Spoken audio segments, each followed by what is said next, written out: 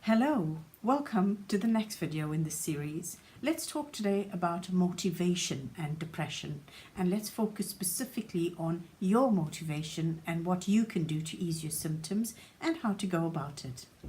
I'm the first person to say that motivation is one of the hardest things to find when you're feeling down. It's like you're trying to pull something from deep down within you and it's stuck at your feet and won't come up, and then you get tired and let go, and that's the end of that effort. And even that little effort can leave you exhausted.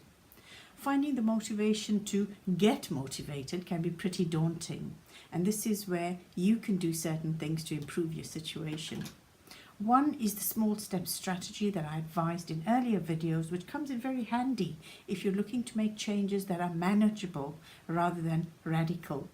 Taking small steps will lead to bigger steps if you keep at it. Taking the positive feelings out of the fact that you have completed a small step gives you the sense of success that you need to go to the next step. I call this positivity mining, where you take the small step, mine the success from it and store it ready for the next step. And giving yourself a well done pat on the shoulder will encourage greater self-participation in your life. Sitting around waiting for someone else to drop by and fix how you're feeling is a futile exercise. There's a small chance that might happen, but it's too small to risk. And if you're waiting for other people to participate in your life, that may not happen, and you'll be left disappointed by everyone around you. The second thing you can do is to remove restrictions from yourself. Restrictions mainly concerned about talking to other people about how you feel. If you're not the type of person who likes to talk to others about how you feel, then you may be missing a trick here by keeping things to yourself. Think of it not as a weakness that you need to talk to someone else, but as a strength, because it means you are open to receiving help and advice from someone else, like a counselor.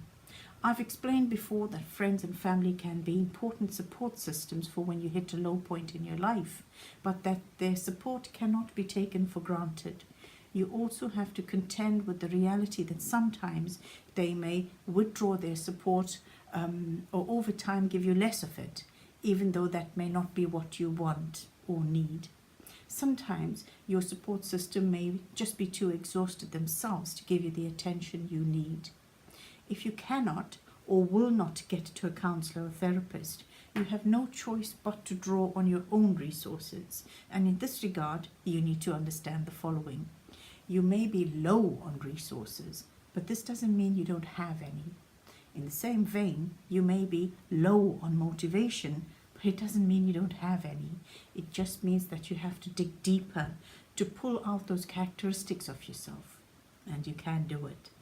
Remind yourself that you have reasons to put in this effort, and that you have reasons to live and purposes in your life.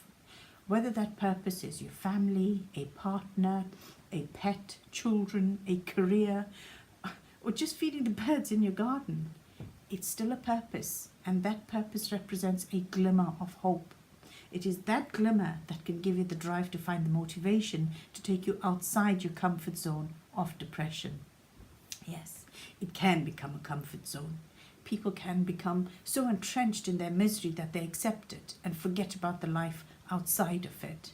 But there is no reason for such an acceptance, and you are missing out on the brightest, most colourful parts of life if you do so.